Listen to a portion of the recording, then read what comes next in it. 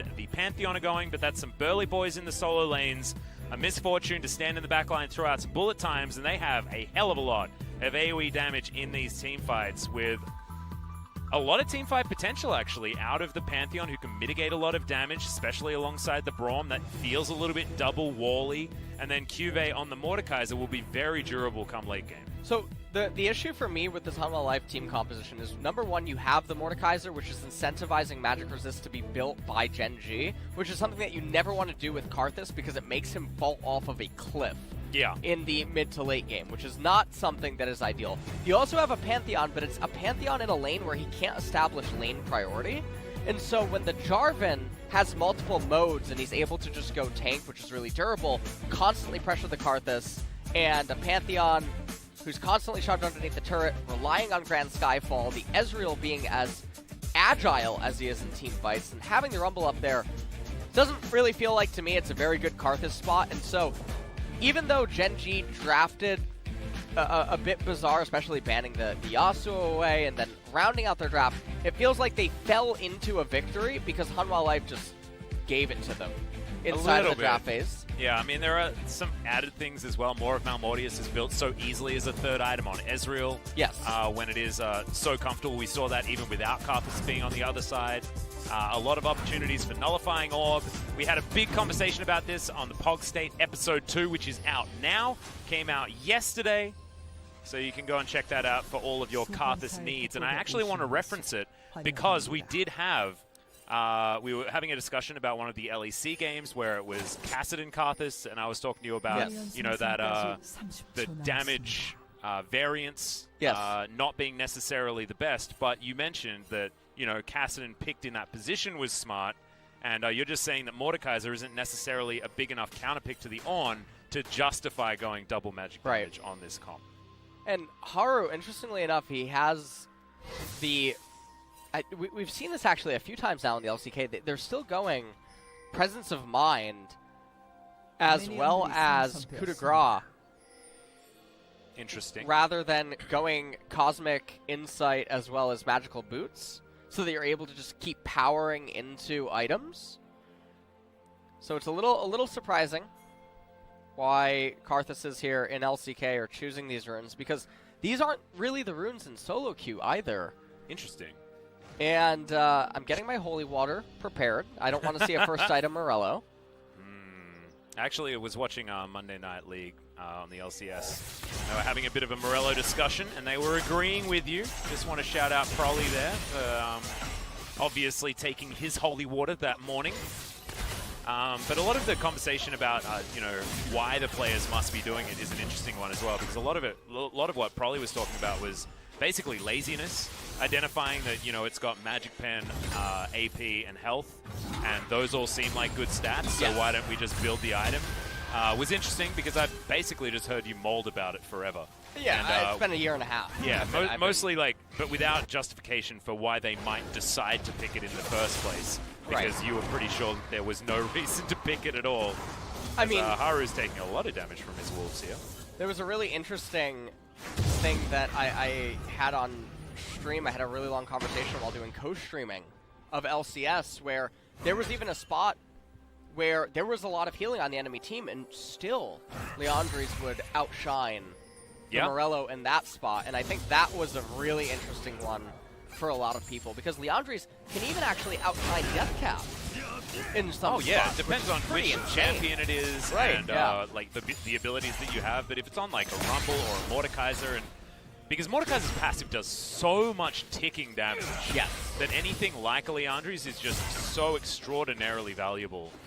So Cassiopeia is another example, because you're a machine gun with your spells, and you have a poison, and like dots are just so incredibly strong. In fact, the item is just so good. Cassio, that's why you see people first item that choice. Madness so quickly. And so, talking about this game here, so we already mentioned the MOrdekaiser is going to be a bit of a problem. And I'm blanking on the rune that Zoe had, but obviously we don't have, and also Rumble. I'm forgetting if either of them had... was Inspiration secondary. But no, I don't know what he actually the Nullifying Orb. No, I didn't see any Nullifying Orbs. That's I really bad. I was observing it. That's And really I didn't sad. want. Yeah, I really didn't want to mention it because. Wow. Oh, Clid's looking for a Karthus, though. I think he should find him. There's the knock-up. Haru gets exhausted, down to 100 health. First blood And over to life. This on is the Rumble. All too easy here for Gen.G. a byproduct of what I was talking about inside of the draft phase. The Pantheon never has prio in this lane.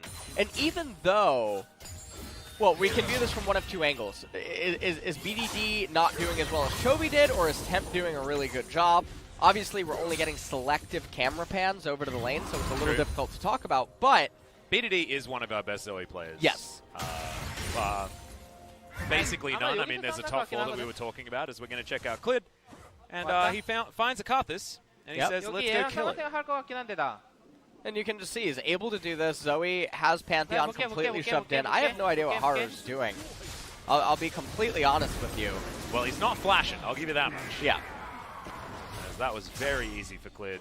His Jarvan, if you remember back to Worlds, guys, Clid's Jarvan is probably the best in the world. He's extraordinarily good at this. But still, that was pretty cookie cutter. This game is really looking a bit like a Go Next Fast, and I know that sounds... I mean, that's what Hanwha's maybe a little bit style early. is. They do love that. They do like to go next fast, and that's where we need the Papa Smithy image that is very popular in the LCK Discord. The go next fast as, yeah, you can just see. This is what we were talking about earlier. That is a byproduct of all of the lanes. Jarvan, who has the modes where he can be aggressive, he can gank a lot, he can pressure a lot, and be durable by going into tank, is able to just constantly walk into Karthus. Well, Clid's going to just walk in and get a free flash in trade for a Searing Charge.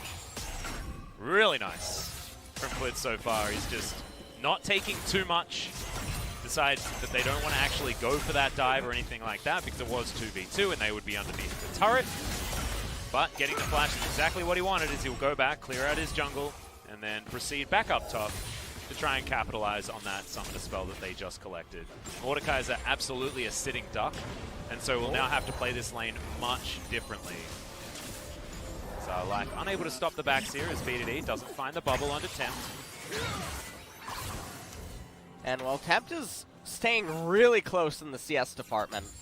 Has already used his teleport. BDD still stuck in the lane for the time being. Also, Storkpen Boots, first item, so gonna use this to coast into Lost Chapter next. As Clid, he's falling very far behind in the XP department. This is one of the things about Karthus, is that you have to really put him 6 feet under in order to take him out of the game, because his ability to just keep power farming and coming online is almost a surety in most games.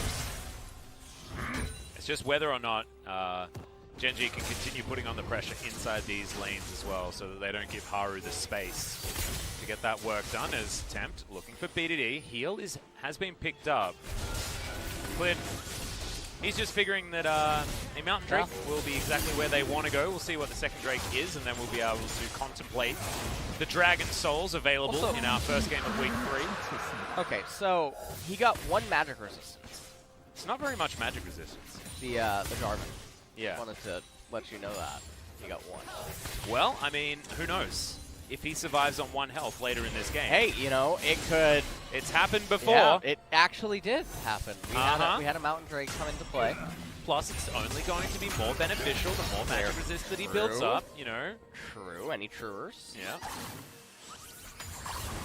As it is, Ornn building right into Abyssal Mask, first item.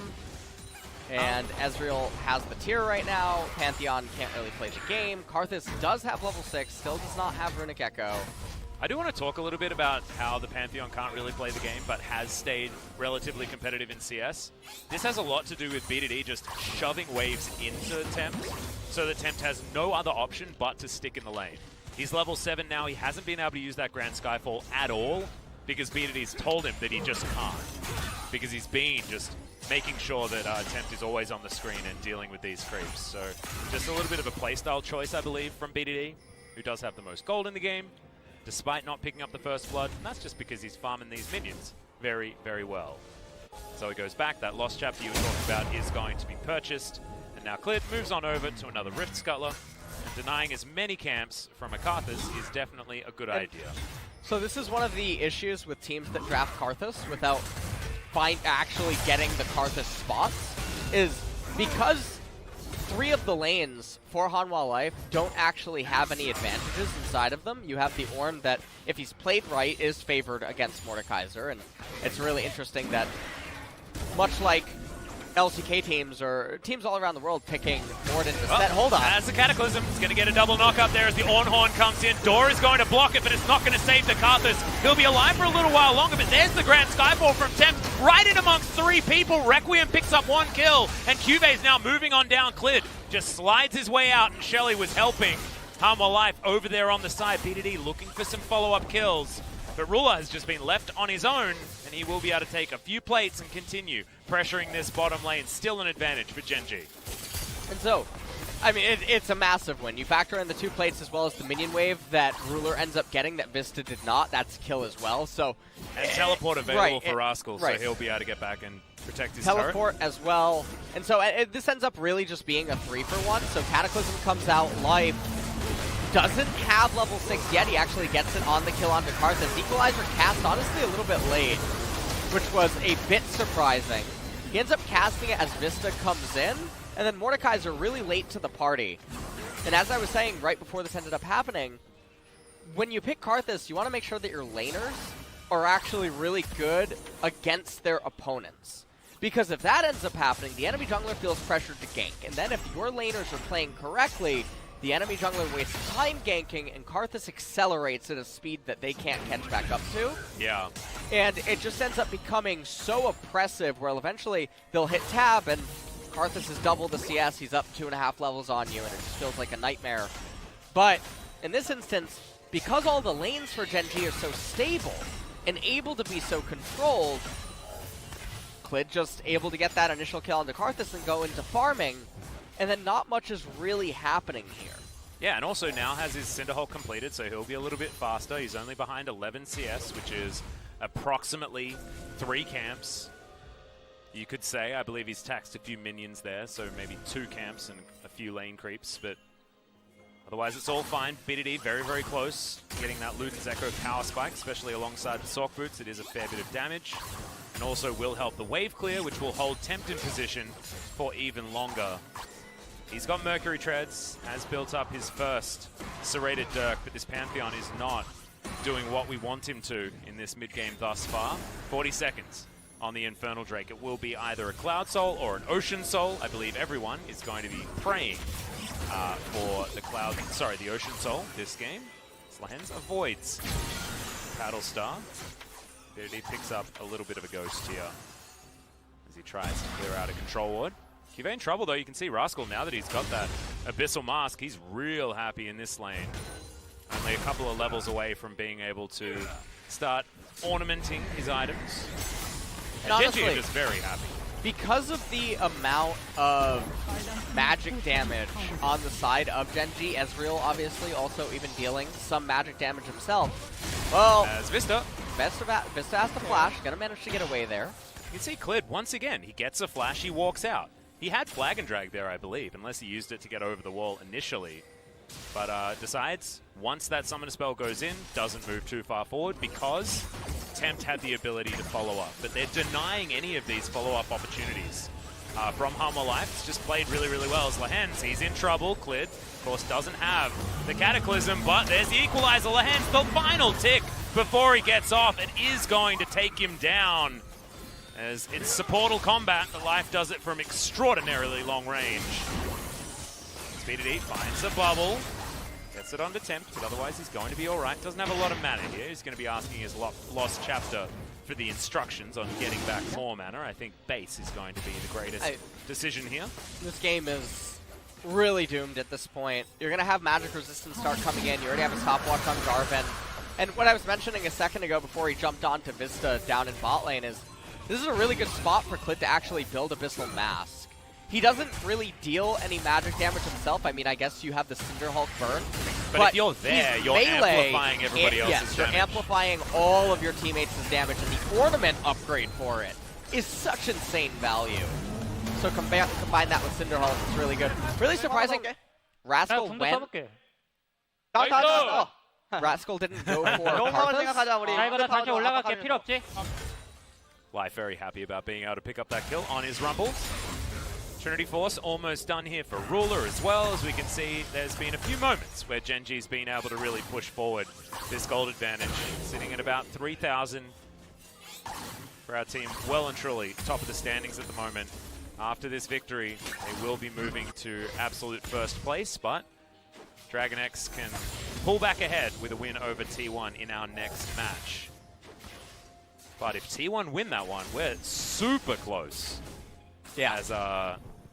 As our season progresses, as far as the top of the standings are concerned. Really does feel like our top 4 teams are really battling it out.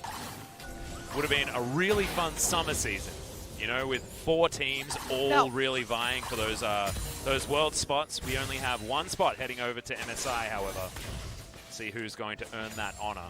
Because right now, and MSI is a really big question mark right now because the LPL is still indefinitely who knows what's on gonna pause. happen. So I have a feeling no it idea. still will exist. It's just in what capacity is going to be the question, as Biddy has to use his heal. I have an idea. What's that? All the LPL teams just fly over to another region. Oh. And just start conducting LPL from another region. But I guess that doesn't work because there's travel bans on some countries right now, right? By China? Yeah, and I think there's a few people that are stuck places. I don't know. Yeah, what, I think there was talk about someone from EDG also stuck in visas Wuhan. would be really, I think it might have been Clear Love actually, but I'm not entirely sure. Well, yeah, there's certainly a lot of problems over there. As Lehends, he might be caught out of position. Does get the stand behind me before the bubble goes off, but there's the Cataclysm. Ornn coming on in here as he gets pushed back right on top of Vsta. And now Tempt gets flashed away from. BDD still trying to survive as there's the Requiem. Oh. He's in the Death Realm. BDD actually going to survive, though. I think save because you can't get hit by Requiem in the Death Realm. Eventually he does go down, so at least that solves that one. But Cuvee is now going to be dead, and Ruler, he's at full health. Able to pop off anyone underneath this turret, and I have a feeling they will be able to take it right here. Yeah, this game is just really, really spiraling out of control. It's a 4,000 lead for Gen.G, but Hanwha Life, their team composition does not scale better than Gen.G's. It is so grossly imbalanced because of the ornaments, as well as just the fact that there's too heavy of magic damage on the side of Hanwha Life, incentivizing the resistances.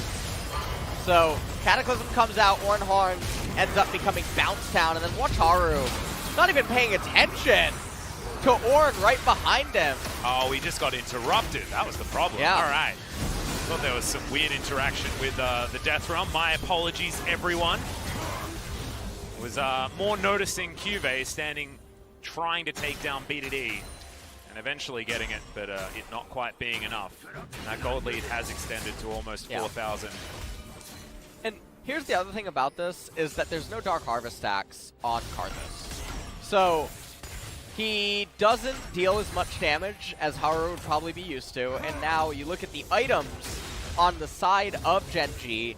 Abyssal Mask just ended up getting upgraded, or it did hit level 12.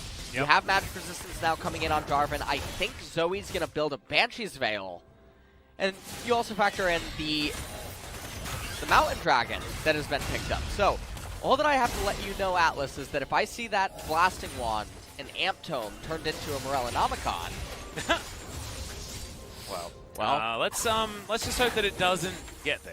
Because so far, we've got Gen.G with a gigantic lead, massive amounts of control over this game. And look, it could be second item void stuff. Like, who knows? The one thing I do like is that Ruler is a Trinity Force user in the bottom lane, and the Ornament Trinity Force is, like, super strong. Just because extra flat stats on one of the items that has some of the most flat stats in the game is always going to be a good thing. True Shot Barrage, and the door was there. So putting Unbreakable on cooldown, I guess, was the aim here. And in goes Clid. That means that no door to stop this one. Vsta knocked up and taken out of this fight is now Cuvee. Puts life into the Death Realm.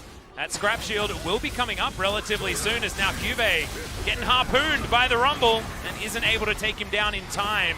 Will eventually get out, spams the W to keep himself alive, as now BDD not going to find the bubble there. An ambitious one. Life will be falling. It's going to be enough with the Requiem to take him down. So a little bit of respite here for Hanwha Life, but they will still lose this dragon. and this will bring the game to Seoul Point. Congratulations, you did win the Twitter poll. Woohoo! We did it. I stole that off every other League of Legends broadcast anyway, so that's fine. I think I heard Clayton say it first, so shout out to Captain Flowers. As this was Shelly taking down the turret, while the rest of Gen.G just took up everyone's time. The equalizer this time was put down on top of the Cataclysm, which has been a combo that's worked very, very well for a very long time. And Clid actually playing this one out more as just a knock-up bot, just wandering around, making sure that he was a body and then would drop aggro out from the side, and that's why he was able to keep everyone's time for so long. Good night, sweet Rumble, as the second kill for Haru does come in. He's got a couple of... Oh no, don't look at his items. Just don't do it. It's not worth it. What is wrong? Well, you see... Okay, you know how normally I've got a spiel has as... magic resist every... No, that's another camera. Hold on. Let me take another... I got a collection of these.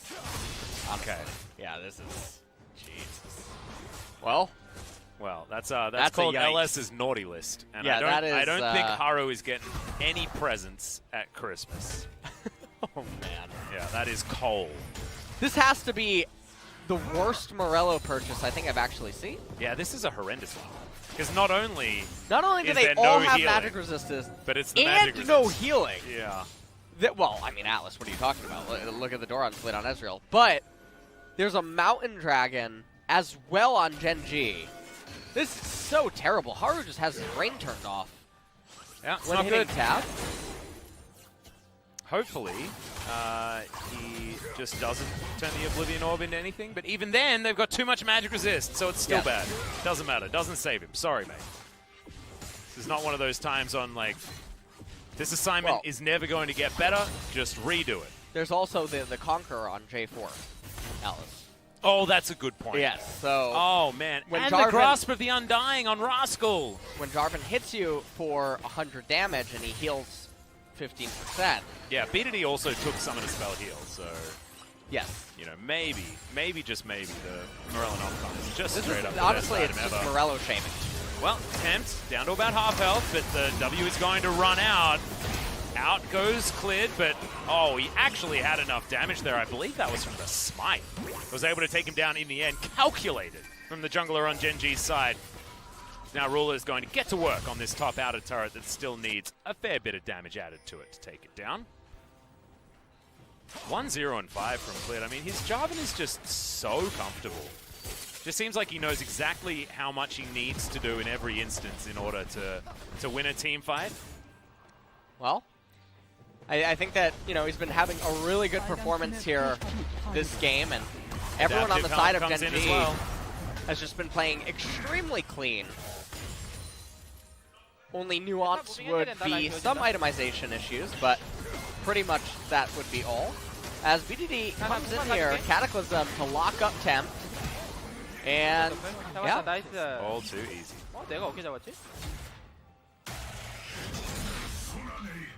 Mordekaiser just going to continue to shove out. Looks like he's going Nashor's Tooth second item. It's a very damage-heavy build here from Cuvee. It's not what you see all the time, but I like it more than going for Proto Belt or something like that. Well, has finished it now, so yeah. Getting put in the Death Realm is a scary thing. Stopwatches are plentiful on the side of Gen.G right now. They have, obviously, the stopwatch on Ornn, Jarvan, Zanya's Hourglass on Zoe. Trinity Fusion now complete for Ruler. That has been upgraded by Ornn. The Triforce of Power. Goes from courage to power is how that works. I like that. Yeah.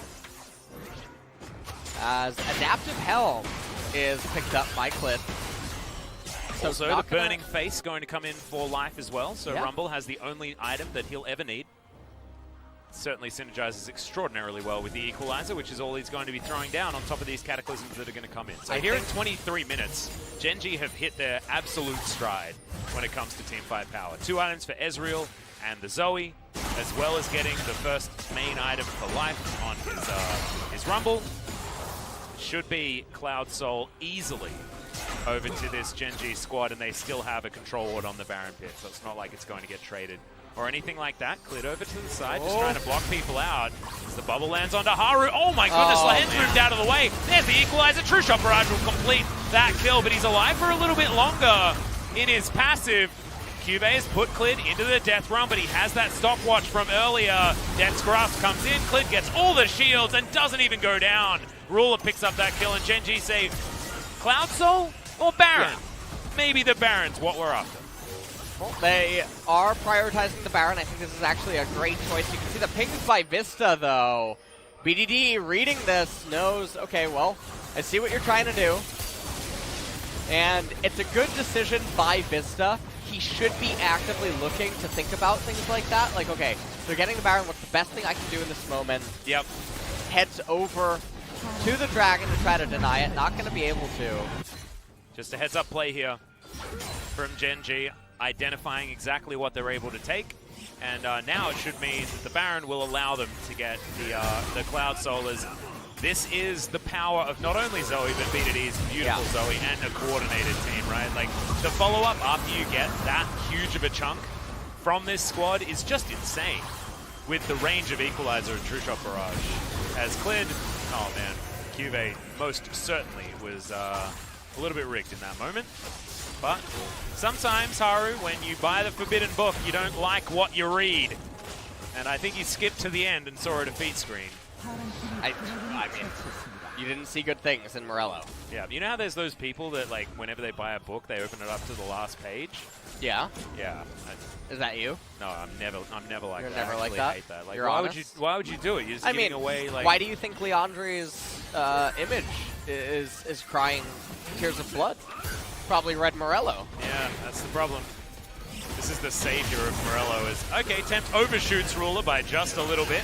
Still trying to get out of position here, but Death's Grasp is not going to find the target, and he gets over the wall. So no one's going to be able to find Ruler. He's got QSS, so isn't going to be too worried about a Death Realm, and now the re-engage comes in. Rascal is going to find Lehends, finds a Searing Charge, and Life is going to finish off that kill with another Equalizer. Maybe didn't need to go that far as another Death Realm comes out onto Life, but he avoids the Death's Grasp and takes Cuvee on a merry jaunt, ends up flashing away. I'm not sure he's going to survive this. He isn't, but BDD is going to be able to take down the top laner. And support for top, you'll take that any day of the week as the turrets begin to fall. BDD goes golden using his Zhonya's, and now Haru tries to find some Skittles. Gets a slowdown, but BDD is going to survive. Now he's going to go back home. You need another Requiem in that chamber to try and take this guy down, but he doesn't have it. As Ruler is still going aggressive. He is so strong right now. Has the Blade of the Ruin King now completed on top of everything else. And these Qs are really starting to hurt Lehends. Diving on forward, but Ruler has so many safe avenues of escape that he will be absolutely fine. And Rascal is a split pushing Ornn. Yeah. Before this game, by the way, Rascal was on 100% win rate on the Ornn over 3 games with a 17 KDA. Okay, well, I mean, I think that's quite nice. It ain't bad. As we take a look at this replay, everyone's trying to find Ruler, but it's like he's playing hide and seek and just avoids everything. MOrdekaiser blast burns Cuvee away. Can't even actually Death Realm him. He would end up losing inside of the Death Realm well, by also, himself. There was a QSS. There's a QSS as well. Doesn't even matter. But Ruler would probably just say to him that I'm not trapped in here with you. You're trapped in trapped in here with me. As Life ends up eventually being brought down by the Requiem. He's actually, I believe, the one target that the Sork Pen Boots plus the magic penetration from Morello is actually beneficial against, but still, pretty bad purchase. Not going to quite be good enough. As now we've got Elder Drake up in 3.5 minutes. It's going to be Gen.G's next target. Baron's going to be respawning in 2.5. They weren't really able to break open the base or anything like that on Gen.G's side, but they have a 9,000 gold lead, which is only amplified further by all of these ornaments that are being strewn around the team. Still, yet to find an item upgradable for Clid. Please just build something that can be upgraded. Randuin's, that's not the answer. You can't build a Sunfire Cape, so Abyssal Mask would have been fun. We were talking about. We can see total damage dealt pretty high for Cuvee actually, towards the top side, but he's been wailing on an Ornn this entire game. And Ruler, he's been poking everyone out. BDD 6k damage over his opposite number in Tempt, which is more than double the contribution of the Pantheon, who really hasn't found a way into this game whatsoever.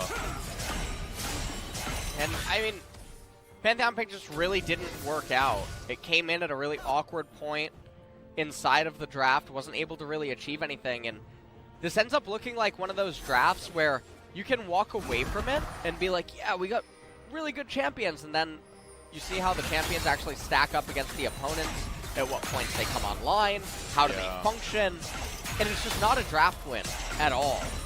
And also, just don't pick another heavy magic damage champion when you pick Karthus. Mm-hmm.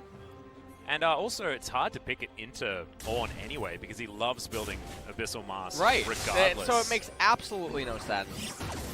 This was normally, you know, I'm very excited to see Karthus, but yeah, I know. I think we're seeing why Karthus died in lore. You know? Yeah. So, well, he's died a few times this game as well. 3-3 thus far on Haru. No assists, exactly the life a Karthus wants to lead, but have a look at Vsta. He is actually 2 full completed items down. And one of Ruler's items is the most expensive with an ornament. This is the other really fun thing, is we're starting to see more and more mage supports and unorthodox supports come in, and I mean, we saw it in the laning phase. What did Braum really do? And do we really think Braum is adding more value to this game than the Rumble? Absolutely not. Well, I mean, what Braum is trying to do is blocking ramps to deny he's doing virtually nothing, and so I'm really hoping that as more and more time exists, enchanters and mages become more appreciated, and the support players around the world that want to scoff at the notion that the tank supports are somehow more viable. It reminds me of the AD carries that couldn't pilot mages in the AD carry position. Yeah, it's like when the awesome dudes were so popular in Europe and it hadn't quite caught on in Korea. It does feel a little bit like that. The inability to pilot the champion to the levels that they should be played at is an argument. Well, Tempt is probably the right champion to discover a whole lot of people in the Fnatic brush. Just mitigates all the damage. He's going to be all right. Lehends looks for Ruler, doesn't find him. Ruler just dancing around these fights. Death Grasp, not going to find anything. Clid on the flank, looks for Vsta, finds him as well as Haru has been taken out immediately. He will have a Requiem to offer this fight, but I don't know whether he's going to use it. Exactly. Wants to use it after the respawn because he knows he's not going to actually be able to find any kills, as Lehends is going to be taken down by Ruler, and Gen.G are going to continue this push. The Ram flies forward. Tempt not going to be able to block all that damage as True Shot Barrage from downtown will pick up that kill. BDD, you've got his Zonyas. Press the dang button. He frightened all of us for a little while there, as seems that they can tank the turret for approximately 16 years. Here for Gen.G, Rascal and Clid are incredibly tanky, but these inhibitor turrets and inhibitors are not. There's the minion wave they were waiting for. Flag goes down for that attack speed. Nexus turrets are going to fall, and Gen.G with a masterclass on how to dismantle this Karthus comp come out with their first win of the series. And it was a massive team composition